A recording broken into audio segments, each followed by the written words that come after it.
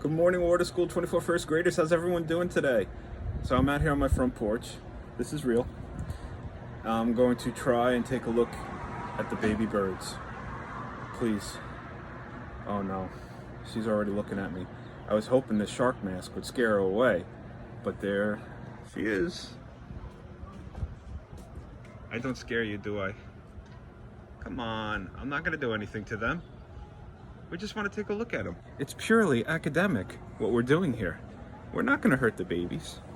Oh well, let's see what we can do here. Can you see them from here? I don't want to get any closer. Take a look. They're getting so big, aren't they? Oh, I hope you see them because I am not going any further. I am way too scared. But so far, the shark mask has seemed to work because there are no birds dive bombing me right now as I speak. All right, I hope you got a good view of them. I'll post more pictures later. I don't think it'll be too long before these baby birds fly from the nest. It's going to be a sad day, but it's going to be a good day because they're going on and they're living their own life. All right, let's get our day started. Good morning, all first graders. Let's get to work. We got a new packet to work on. I got everything included in this video. Good luck. The ELA Daily Rundown for Monday, May 18th, 2020. All right, this is the start of a whole new packet. What you're going to see here is all listed on the brand new packet. I sent a link to the packet on Class Dojo and Class Story, and I sent that link as well to all of you directly in the messenger for Class Dojo. So hopefully you've all at least seen the link at this point. Remember, if you can't get to it or you can't print it, it's okay. I'm going to make everything as easy as possible for us to complete all this work with me here on the video without even having to, hopefully, print out that packet. So let's take a look. Right away, just want to put out a word of warning. I know there was a Monday in the previous packet where that Monday has been completely changed in this new packet. So this is the new packet Monday, not the one we were working on just before. Now that that's cleared up, let's take a look. Today I want you to start by reading and watching the read aloud of Cinderella. You're going to answer this question in your notebook or any piece of paper. How can a story be a treasure? This will be your reading portfolio assignment in Class Dojo. Then you're going to discuss the meanings of these words: delightful, imagination, original, carve. Use the words in a sentence orally. Writing. The Daily Fix-It 1 through 5. Oh my. You don't have to do anything with it. We're going to take a look at that in the slide once we get to it in this video. Then invitations, right? Read the example, page 428. It is a paper in the packet, but it will be shown on screen. And you're going to try to write an invitation. This will be your writing portfolio assignment on Class Dojo. In foundational skills, in the interest of time and sanity, we're going to scratch out the complete 2 boxes of spelling menu. I know, you're used to me calling it spelling bingo. In the previous packet, it was called spelling bingo. In the new packet, it's now called spelling menu. I want to keep the language as similar as possible so that we can all make sure that we're following along and doing the same thing. Then you're going to brainstorm a list of words that rhyme with reach. We're going to do a little EA words practice here. That's page 425 from the packet. We're going to do it right here on screen. Then I want you to practice reading these words. The words are... I'm not going to read them for you. You got to try to read them. Then finally, you'll see it said high frequency word practice, time and sanity, of course. We're going to go ahead and scratch that out. Let's get started.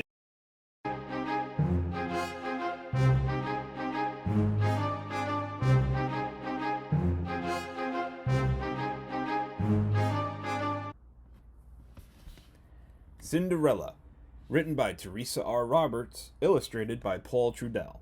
Consider this question: how can a story be a treasure? This is the question you'll have to answer for your reading portfolio today at the end of the story. The genre is a fairy tale. A fairy tale is a story whose characters can include princes and princesses.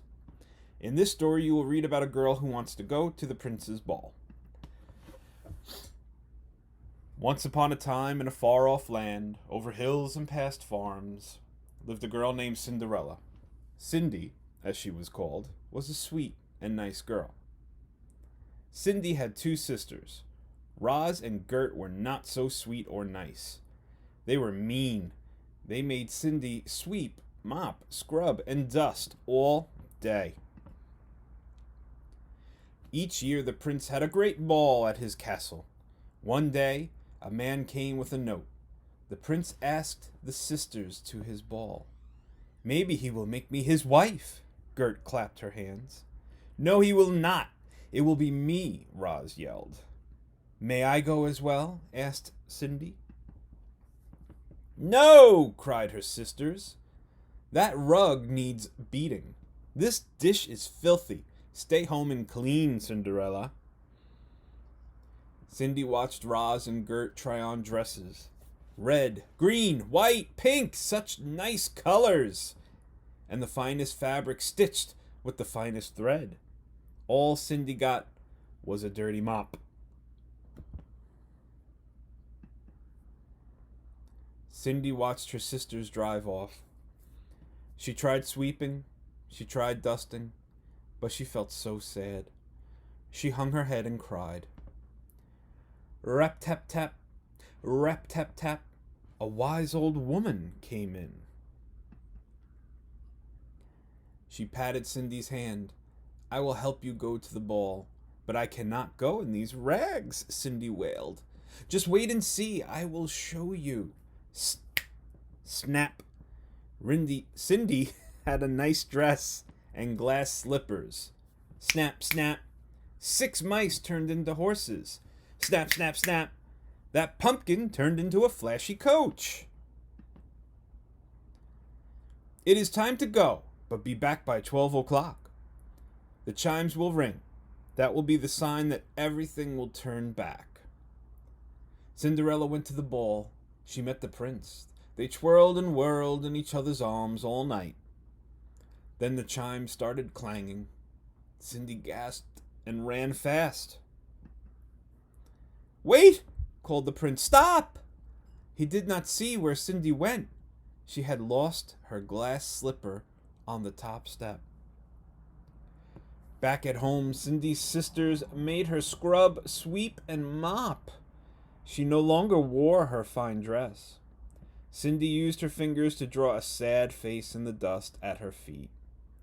After she drew it, her tears fell into the dust. Rap-tap-tap. It was the prince. "Is this your glass slipper?" he asked Roz. She tried it. It did not fit. Then Gert tried it. It did not fit. But it did fit Cinderella. She and the prince married, and they lived happily ever after.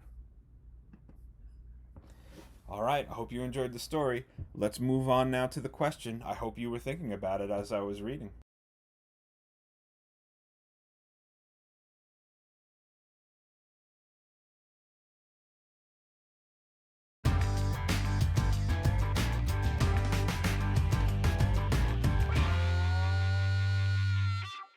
The Daily Fix-It. All right, the Daily Fix-It looks a little different today. I know previously we've been only doing maybe 2 a day when we were doing them. That was a motorcycle screaming past my house. Hopefully. Well, let's move on. So, the Daily Fix-It. 1, 2, 3, 4, and 5. For today, I'm not going to have you write these down. Today, let's do them together right here on screen. Number 1. They went to the sea. When we do daily fixes, we're looking for improper spelling of words. We're looking for words that need a capital letter. And we're looking for punctuation. Question marks, periods, exclamation points. So, they went to the sea right away. I could see that the T needs to be a capital T. They, capital, it starts off the sentence, it has to be a capital T. They went to the sea. Now, it sounds right, doesn't it? The sea as in the ocean. It sounds right, but that's the improper way of spelling it. When you say S-E-E, you're talking about something you see with your eyes, not an ocean or a body of water. So we have to change that to the correct type of C. In this case, it should be S-E-A. Number 2. Would you please eat your peas? All right. Is there a capital letter at the start of the sentence? Yes, that's correct. You please seems right, but this doesn't seem right. No. Eat is going to be one of those EA words we're going to look at later in the video. So it should be E-A-T when you talk about eating something. Your peas is correct here for the vegetable peas. But is this correct? Should that be a period at the end? When we use the word would, we might be asking a question here, aren't we? Would you please eat your peas? Sounds like I'm asking you to do something. That should be a question mark and not a period.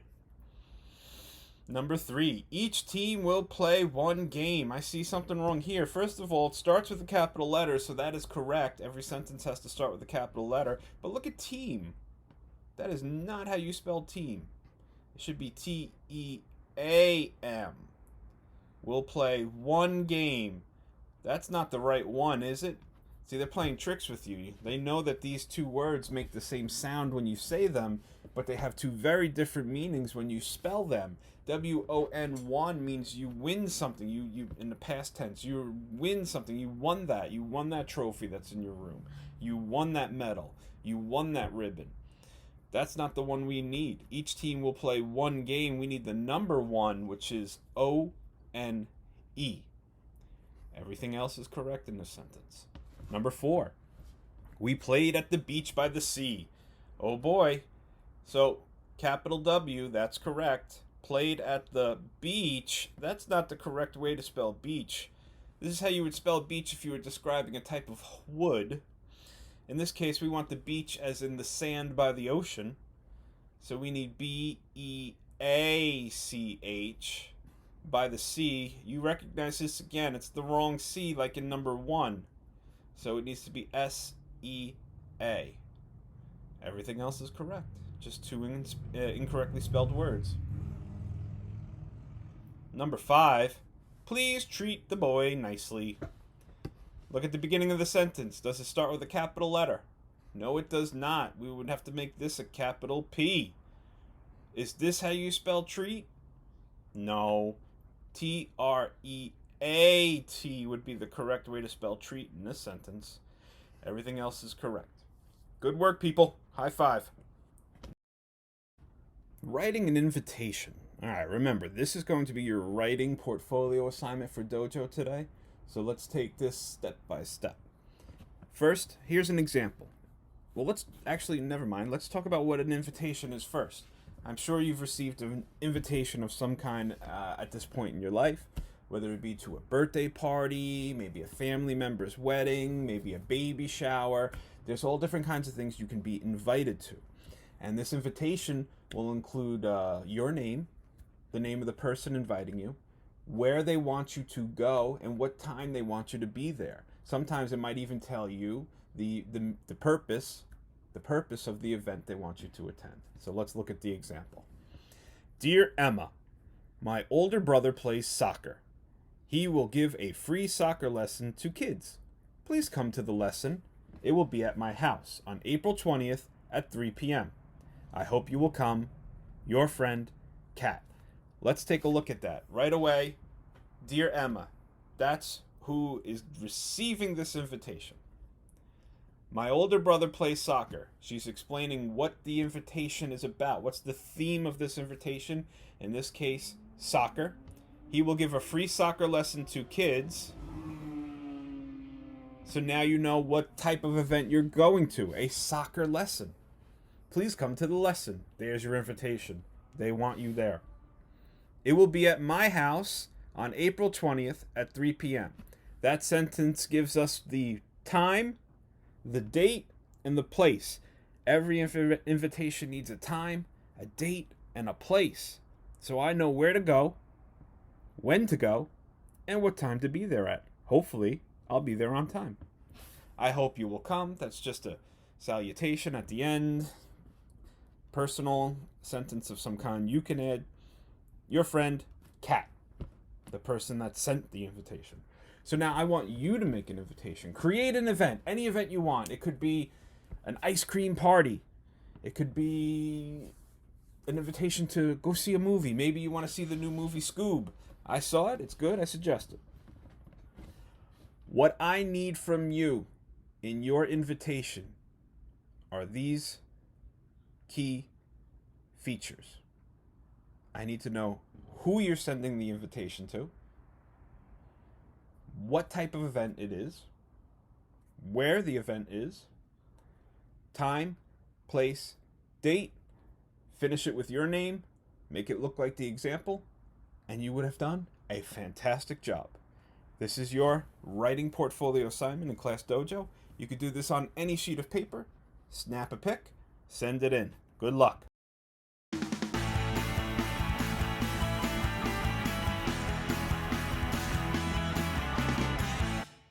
Now I'd like you to brainstorm some words that rhyme with the word reach. Remember, when we rhyme words, they have to have the same ending sound.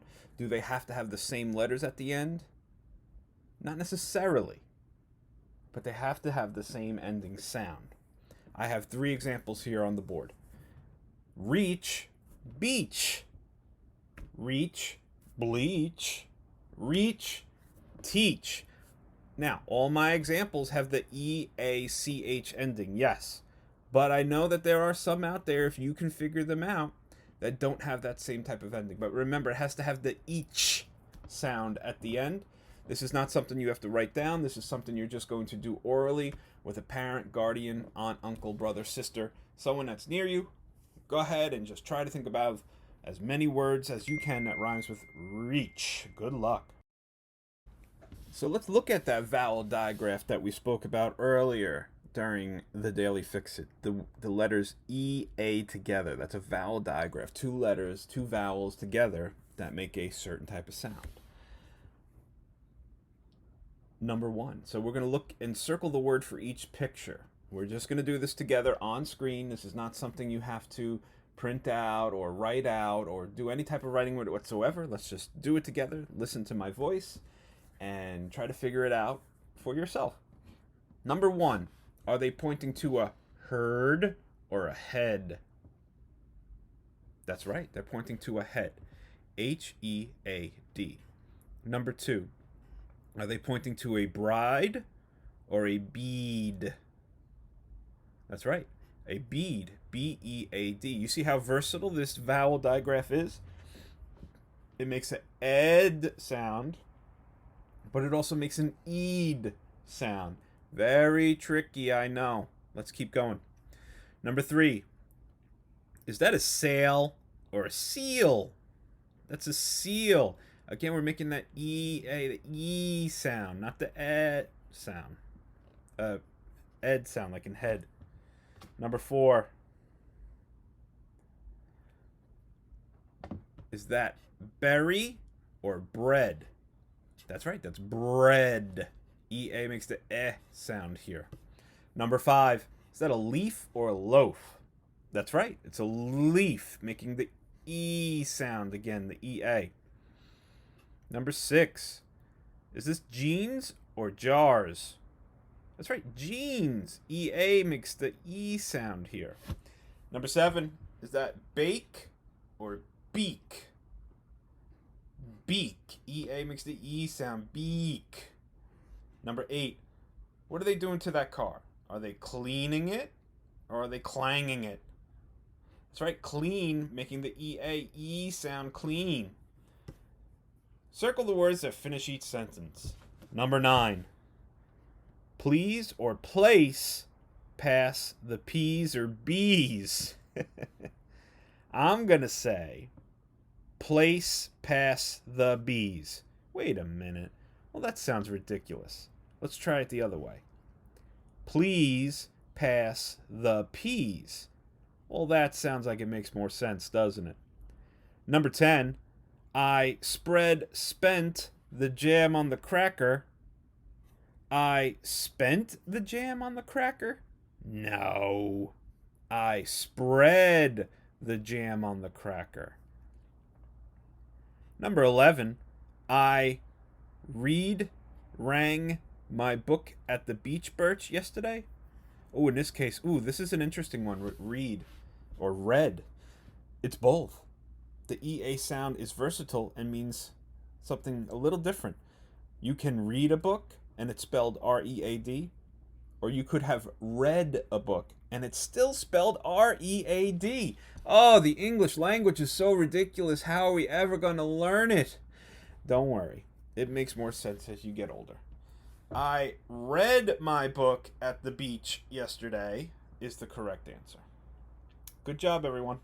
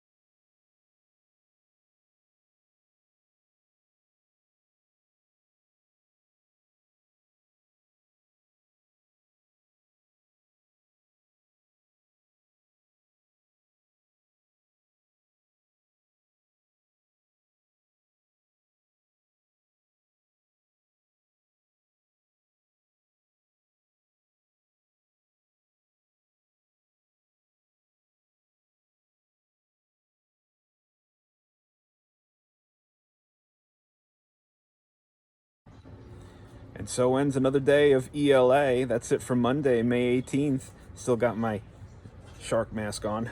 I'm outside. I just don't want to find any robins coming after me while I'm back here, because I got a pretty good shot of those birds, didn't we? We got to see a good look at them. They're getting huge. They barely fit in the nest. They will be flying away soon. Sad day, true, but just part of nature. They got to go out now and live their own lives. So the new packets are out. The work we did today is from the new packet. If you can, they will be delivered to the schools starting Tuesday, May 19th. You can go with the breakfast and lunch pickups and pick them up there. However, I did send the link to you as well, so please utilize the link to get whatever you need out of them. I will be following the packet as I did the previous one. Every day we'll follow it, and I will tailor it to our 24 school children. I'll make the work fit for what we need every day. And we'll get rid of some of the stuff too, because there's a lot of work in there. So we'll make sure we do what we need to do to stay on target and to be ready for second grade next year. All right, we're almost done. That's about 4 or 5 weeks left. June 17th is going to be here before you know it. And I'll see you guys tomorrow.